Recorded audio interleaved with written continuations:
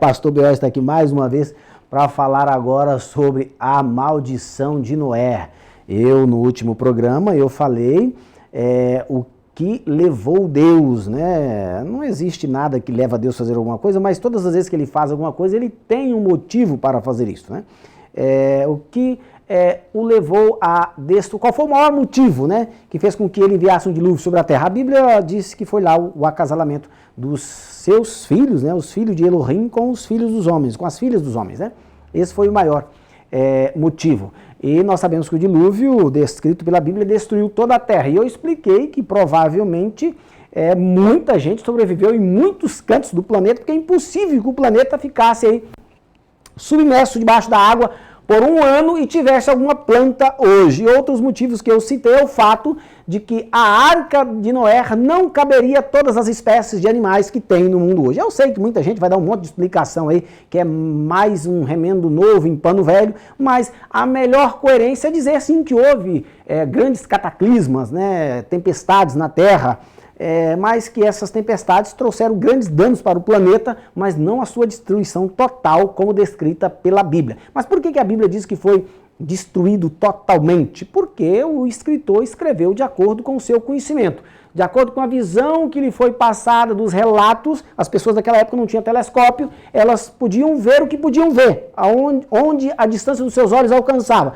Então quem viu o dilúvio, viu que todos os montes ficou coberto, mas todos os montes ao seu redor. Por isso foi descrito que todos os montes debaixo do céu foram cobertos. Mas agora vamos viajar comigo na imaginação. Noé, após ter saído da arca, viu toda a terra destruída.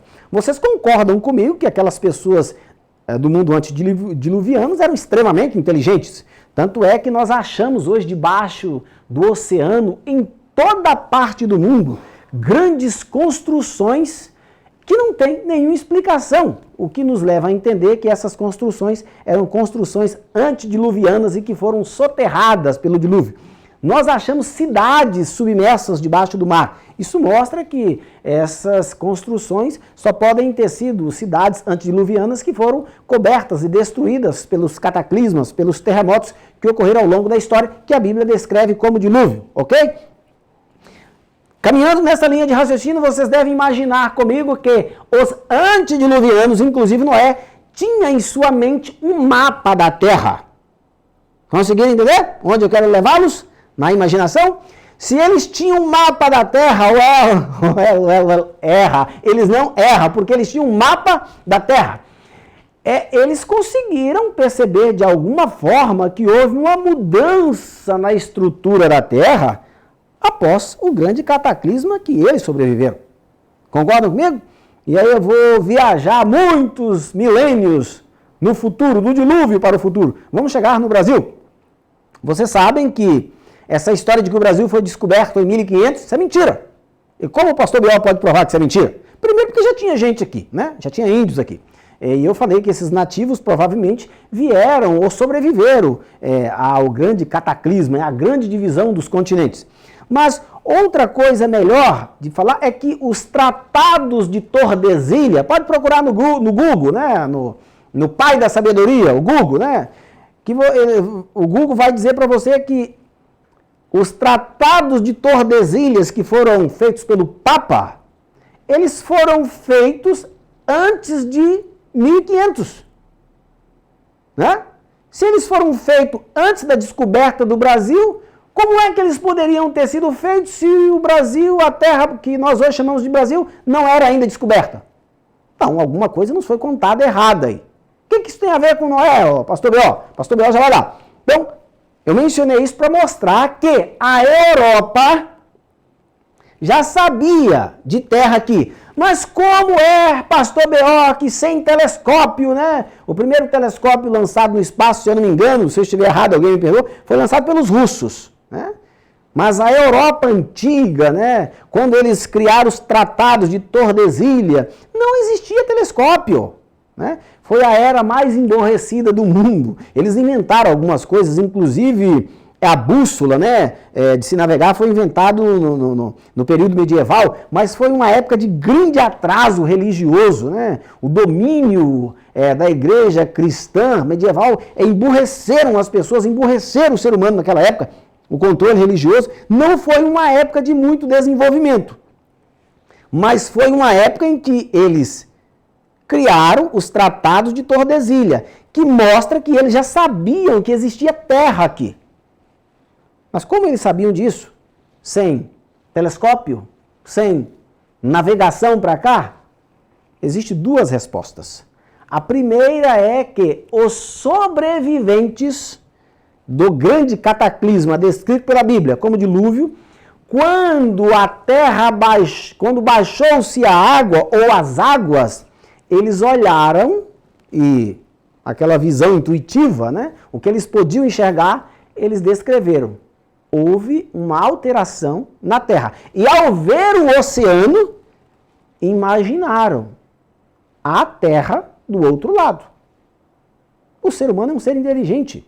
E, como eu disse no programa passado, essa divisão provavelmente não era tão grande quanto é hoje, porque ela foi criada por choques de asteroides de uma forma instantânea, mas ela foi se alargando com o tempo, inclusive está se alargando até hoje, nesse exato momento. Eu disse isso no programa passado e está sendo necessário reprisar aqui nesse outro programa, ok? O que nos leva a pensar? Que sempre houve uma ideia de terra do outro lado do Atlântico. E essa ideia foi sendo passada de pais para filhos e foi até chegar na grande Europa. A grande Europa foi a era das grandes navegações também, o início das grandes navegações. Aqueles que gostam de história, e tem até uma série na Netflix, né, que fala sobre os vikings, né, eles foram grandes navegadores.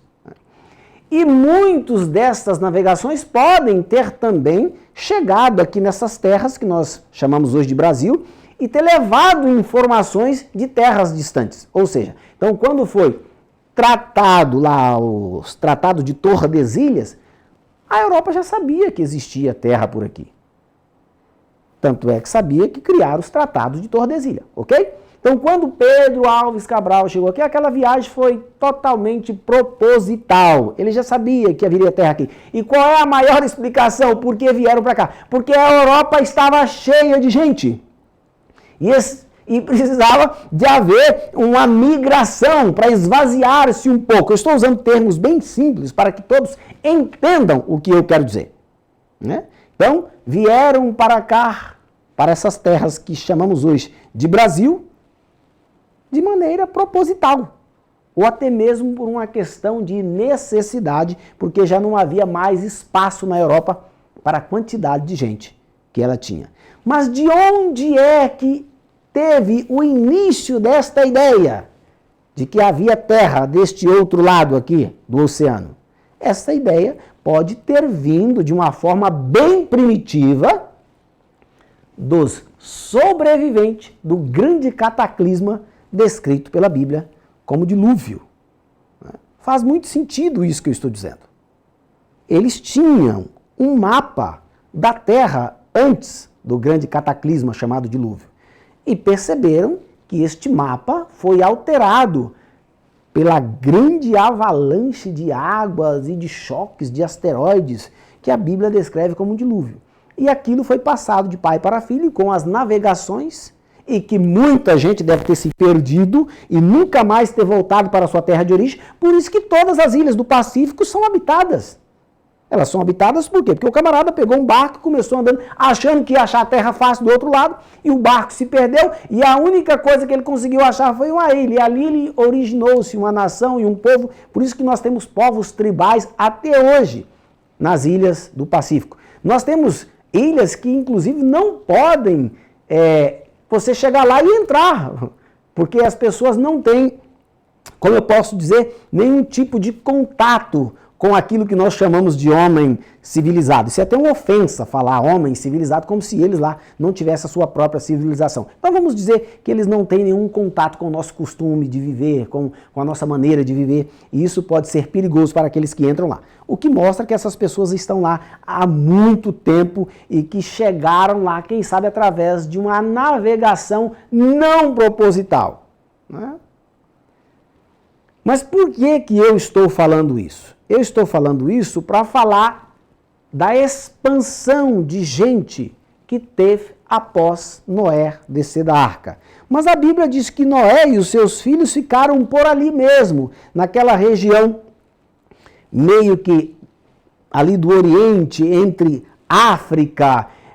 Muitos acreditam que Noé ele estabeleceu a sua arca ali por muito tempo na terra onde hoje é chamada de Armênia ou Turquia, porque a Bíblia descreve que a arca parou nas montanhas da Ararat. Ela não diz que foi exatamente no Monte Ararat. Então essa história de que lá existe uma arca lá dentro até hoje, não dá para ser confirmado isso. Por quê? Diz que parou nas montanhas, e são várias montanhas que tem ali na região da Turquia. Muitos já descreveram relatos de encontro com essa arca ali, que dá até para pensar que pode ser que haja mesmo alguma coisa por ali. Mas a Bíblia não fala o local exato, só fala que foi ali.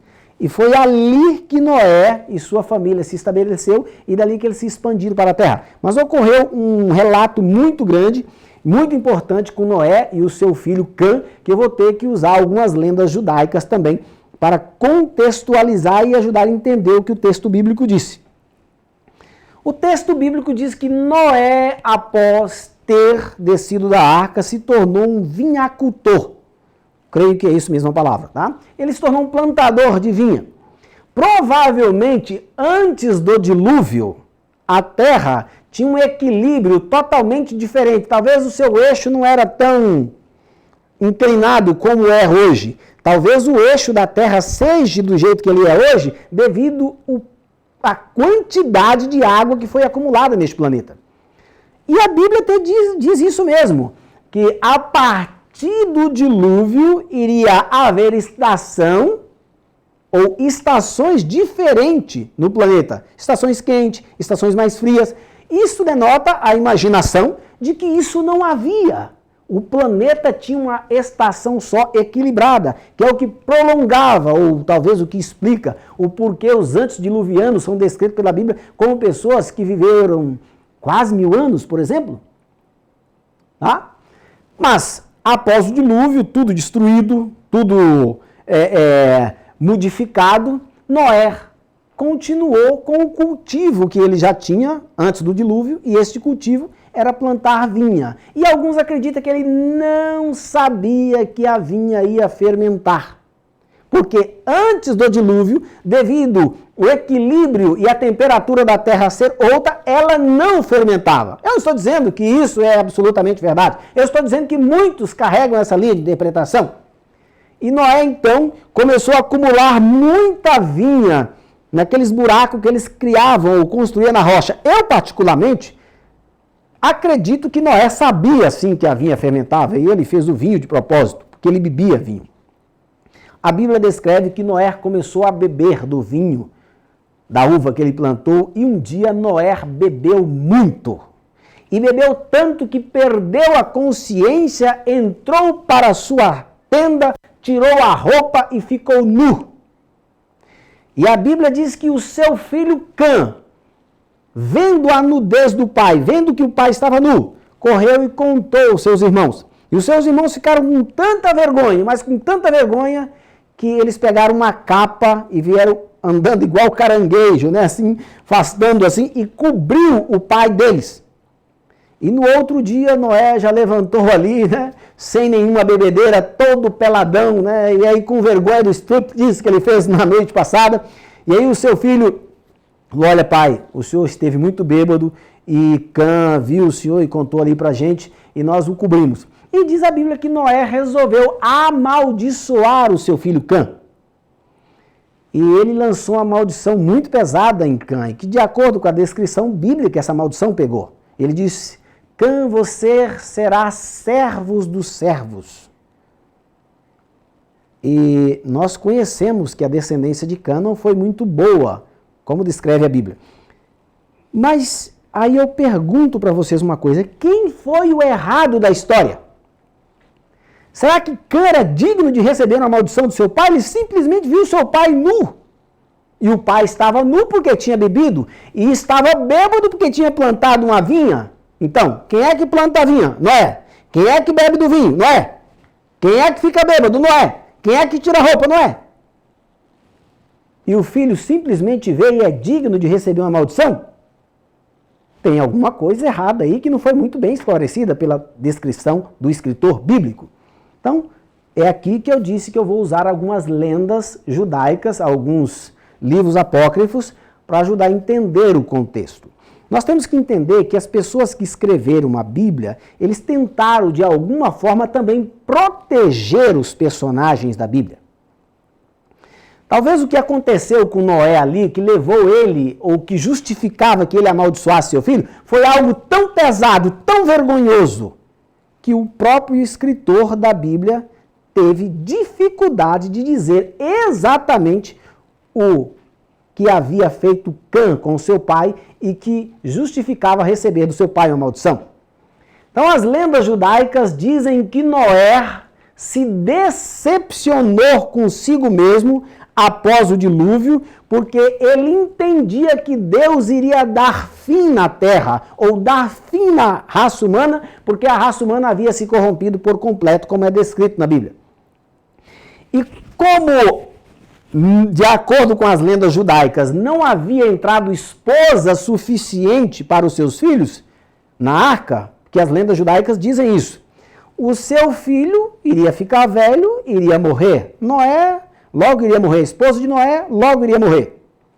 E assim o fim se daria na raça humana. Assim acredita alguns intérpretes judeus que entendia Noé. E Noé então, quando viu que uma moça que ele tinha salvado, isso é bem descrito num filme chamado Noah, que está na Netflix ou até mesmo no YouTube, né? Ela se engravidou e engravidou de gêmeos, ou de gêmeas, né?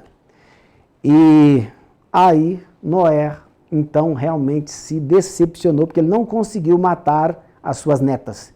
E uma foi esposa para um filho, e outra esposa para outro filho, e a raça humana pôde novamente recomeçar de Noé sobre a face da terra. E isso lhe causou uma angústia muito grande, e ele acabou por um tempo se separando-se de sua esposa. E entrou num estado de depressão terrível, e por isso ele começou a beber. E um dia ele bebeu tanto que ele ficou nu, e Cã não queria que tivesse Noé mais filhos. E ver a nudez na Bíblia não significa simplesmente tirar a roupa e ficar nu diante dos filhos. Ver a nudez na Bíblia significa, muitas das vezes, olha, não pratique relações sexuais com os seus filhos. O mais provável que pode ter acontecido é que Cã, vendo a nudez do seu pai, abusou sexualmente de Noé, aproveitou a bebedeira do pai, a inlucidez do pai, cometeu ali um ato de incesto com seu pai, e após ter cometido esse ato de incesto, ele castrou Noé para que Noé não tivesse mais filho. É óbvio, gente, que isso não está na Bíblia. É óbvio que eu estou usando aqui lendas judaicas ou contos judaicos, Talmud, Midrash, tudo isso, para fazer você entender o que justificava Noé ter amaldiçoado o filho dele. Agora é óbvio que na Bíblia está escrito que ver a nudez às vezes se refere a relações sexuais. Por exemplo, no livro de Levíticos, que é o livro das leis judaicas, está escrito o seguinte: pai ou pais, não vejam a nudez de vossas filhas. Filhos, não vejam a nudez de vossas mães. Lá não está dizendo, olha filho, não veja tua mãe nua. Não é isso que lá está dizendo.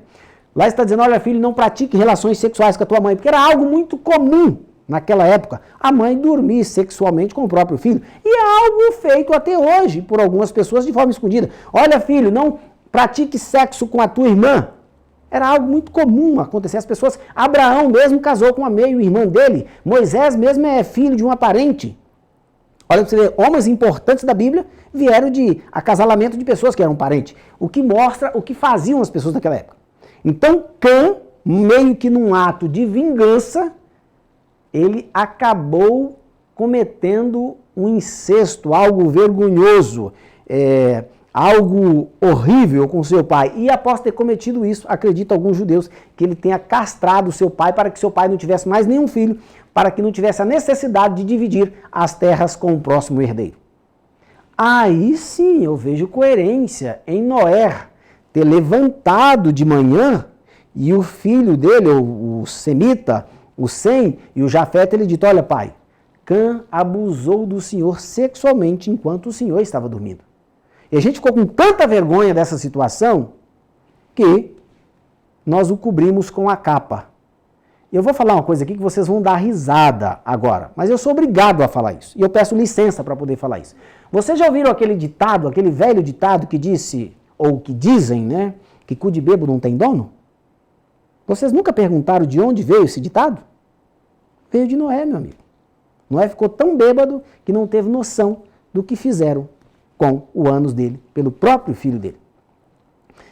Eu reconheço que isso não está tão claro na Bíblia, mas reconheço que esta explicação justifica o ato de Noé ter amaldiçoado o seu filho tão duramente como ele amaldiçoou. Se você não concorda, agora eu vou pedir para que você continue lendo sobre a descendência de Cã. Quem era a descendência de Cã? Os cananitas. E o que eles mais gostavam de fazer? Vou dar só um exemplo. Quando Deus envia anjos para destruir Sodoma e Gomorra, e os anjos vieram ali em forma humana, o que é que os homens de Sodoma e Gomorra propôs fazer com aqueles homens? Algo que era muito comum eles fazer com as pessoas que visitavam as cidades. Eles queriam abusar sexualmente deles. De onde é que veio a palavra sodomita? Você sabe o que significa sodomita? Sodomita significa aqueles que gostam de relações sexuais anais. Ou seja, o ato sodomita significa relação sexual anal. Ou seja, era um povo que não gostava de praticar o ato sexual da forma mais comum possível, entre homem e mulher, ou de um órgão genital feito para isso. Para eles funcionava e era um prazeroso o ato sexual anal, seja com homem, seja com mulher, seja com criança, seja com cadáver de defunto. Era tudo isso que a história diz que os cananitas faziam. E eles eram descendentes de quem? De Cã. Se Cã, pai de Canaã, pai dos sodomitas, fez isso com o próprio pai, imagina os seus descendentes. Neste caso, vejo realmente um motivo lógico por Noé ter amaldiçoado o seu filho Cã. E vou terminar o programa dessa noite dizendo, eu sei que muitas pessoas têm a ideia de santidade desses patriarcas da Bíblia. E até compreensível que se tenha, porque a igreja cristã ao longo da história, e até mesmo o judaísmo, passou-se uma ideia de que esses homens são santos ou que eram santos. Eu quero explicar algo a respeito da palavra santo, kadosh, né? Que vem do hebraico, que não quer dizer pureza e nem perfeição. Santo quer dizer simplesmente separado. E não significa que o camarada era puro ou que era perfeito, simplesmente separado. Ou seja, Noé era separado para o serviço de Deus. Mas era um homem tão propenso às tendências pecaminosas, ou a tendência à natureza humana. Eu não gosto muito dessa expressão pecado, porque tem coisas que as pessoas dizem que é pecado e eu não concordo que é pecado. Tá? Quanto nós hoje. Mas eu vou mais além. Eu vou dizer que essas pessoas, inclusive o povo judeu, eram tão tribais e eles praticavam coisas de olhos abertos que você, que se considera o mais pecador da atualidade, não teria coragem de praticar com os olhos fechados. Que Deus possa nos abençoar. Que nós possamos ter uma boa compreensão da sua palavra e, conhecendo a verdade nos libertará.